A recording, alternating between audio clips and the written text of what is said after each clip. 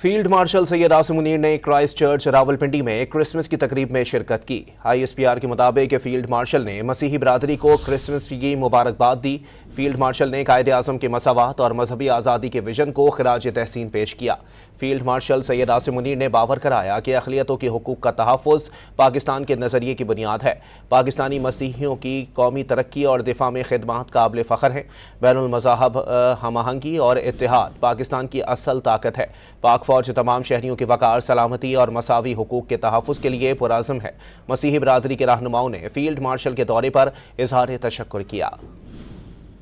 आपको बताएं कि फील्ड मार्शल आसिम मुनीर की क्राइस्ट चर्च रावलपिंडी में क्रिसमस की तकरीब में शिरकत। फील्ड मार्शल ने मसीही बरादरी को क्रिसमस की मुबारकबाद दी, नेक तमन्नाओं का इजहार किया। अक़लियतों के हुकूक का तहफ़्फ़ुज़ पाकिस्तान के नज़रिए की बुनियाद है। फील्ड मार्शल मसीही बरादरी की कौमी तरक्की और दिफा में खिदमात काबिल फ़ख्र हैं। फील्ड मार्शल ने कहा कि बैनुल मज़ाहिब इत्तेहाद पाकिस्तान की असल ताकत है। तमाम शहरियों के वक़ार और मसावी हुकूक के तहफ़्फ़ुज़ के लिए पुरअज़्म है।